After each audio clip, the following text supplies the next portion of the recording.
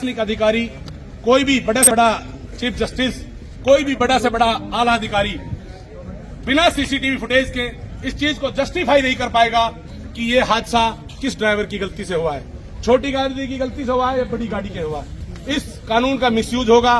दहशत इसी वजह से ज्यादा है साथियों। ये नहीं तुम ट्रक ड्राइवर हो, तुम बड़ी गाड़ियों के ड्राइवर हो, तुम्हारा अंदर ज्यादा डर है, क्योंकि आप लोगों को इसलिए डर है कि बड़े रूटों पे चलते हो, उसमें छोटे व्हीकल्स आ जाते हैं गलती से और दोस्त बड़ी गाड़ी का दिया जाता है।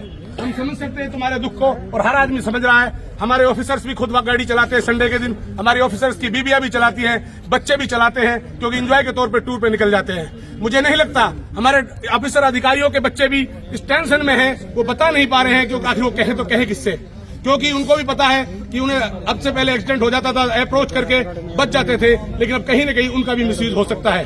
साथियों, इससे हर आदमी प्रताड़ित है, बिल्कुल हर आदमी इस चीज से दुखी है। इसमें कोई निसंदेह, कोई निसंकोच मैं इस चीज को कह सकता हूँ, कोई भी हिंदुस्तान का कोई भी आम नागरिक, हम मानते हैं मानवता, बीइंग ए ह्यूमन, हर आदमी मानवता रखता है कि ये मानव की जान बचानी चाहिए।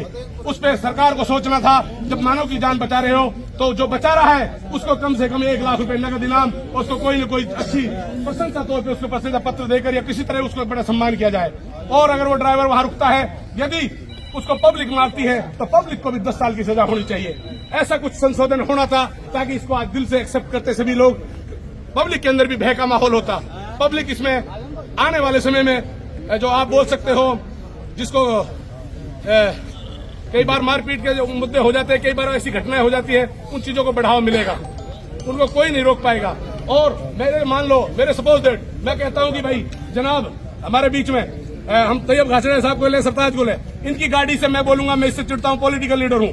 मैंने कहा नहीं, तैयब घासड़िया जी की गाड़ी ने एक्सीडेंट कर दिया, मेरे परिवार के इस बंदे को मार दिया, तो बताओ कौन चीफ जस्टिस को सर्टिफाइड करेगा, मारा कि नहीं मारा है? मारा तो है ना, किसने मारा, उसी चीज में उलझ के ले जाएगा, एक आम आदमी सजा भुगतेगा। साथियों, ये बहुत गहरा सोचने का विषय है और मैं चाहता हूं 22 करोड़ जो ड्राइवर हैं उनका रिश्ता पूरे देश से है, क्योंकि किसी का कोई भाई है, कोई पत्नी है, ये सब तो ड्राइवर है नहीं, उनके बच्चे हैं, उनके सास ससुर हैं, उनके माँ बाप हैं, भाई बहन है और रिलेटिव है।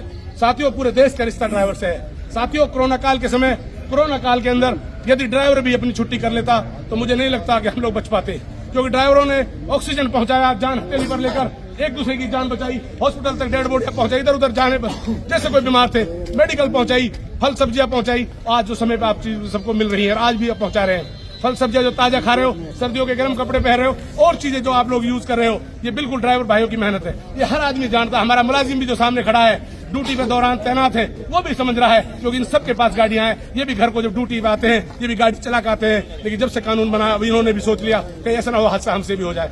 तो साथियों, ऐसा नहीं है, लेकिन वो कहीं न कहीं सरकारी कानून में एक बीच में आदेश अनुसार मजबूरी है, वो नहीं बोल सकते। लेकिन अगर उनके जज्बात अकेले में बात करें, हमारे बीच सरपंच भाई बड़े साजिद भाई पहुंचे हैं और जनाब लिहिंगा से जो हमारे बड़े समाज सेवी, बड़े जिम्मेदार है। मैं चाहूंगा ऐसे समाज सेवी आके कोई बात रखे। हम एक छोटे से एक फोर्स पर्सन के हैं, हम लोगों ने यही देखा, हम मानवता पे काम करते हैं। हमारे अंदर खून खून में रग रग में देशभक्ति है। हम चाहते हैं सारी प्रॉपर्टी हमारी, समाज हमारा, देश हमारा। हम देश की एकता अखंडता के लिए काम करते हैं, देश की मजबूती के लिए काम करते हैं। हम नहीं चाहते कि ड्राइवर भाई ये छुट्टी पे चले जाए। खुदा की कसम, अगर 15 दिन छुट्टी पे चले गए हालात खराब हो जाएंगे।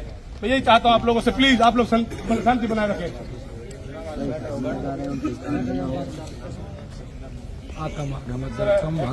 बाकी का बेटर हो बैठ जाओ, इनका कहने का मकसद ये है सर कि जब हम यहाँ पर 3 दिन 4 दिन पहले आए थे परमिशन लेने के लिए, साहब ने कहा था कि हमारे अधिकारी हम रहेंगे, हम लोग यहाँ पर मौजूद रहेंगे, और फिर डीसी साहब ने PS साहब से मिलकर 11:30 बजे का टाइम भी लिया था सर। तो इनका भी एक मन है कि हमारे उच्च अधिकारी इस चीज को लेंगे, थोड़ा एक बड़ा होगा, क्योंकि सर आपसे भी उच्च अधिकारी और हैं। तहसीलदार साहब, हम गुजारिश करते हैं आपके ऊपर एक बार बात करें प्लीज, हमारे बड़े अधिकारी आए, इनका मनोबल बढ़ेगा। बात ये है, अभी वो बाकी जो प्रशासनिक काम है उनमें भी है, आप मुझे ज्ञापन दे दीजिए, मैं आपकी बात आगे तक पहुंचा दूंगा। सर ये बहुत बड़ा सब्जेक्ट है, अगर कुछ समझे तो। मैं भी तो तहसीलदार हूँ, डिस्ट्रिक्ट का हेडक्वार्टर तहसीलदार हूँ, मेरे ऊपर भरोसा है कि नहीं है? मोदी जी, ये डीसी साहब का नाम पढ़ा हुआ है, हमने इन्हीं से परमिशन पहले हुआ है, तो हम डीसी साहब को ही तो देंगे। हम तहसीलदार को भी अपना नगीना से भेज चुके हैं, अभी तक कोई रिएक्शन नहीं आया। कौन नगीना से भेजा है, लेकिन बोले नायब तहसीलदार है, मैं हेडक्वार्टर का तहसीलदार हूँ। वहाँ से भी अपर कोई रिएक्शन नहीं आया। अगर डिप्टी कमिश्नर साहब बाहर काम पे बिजी हैं तो मेरी जिम्मेदारी बनती है जिले को संभालने की। ठीक है।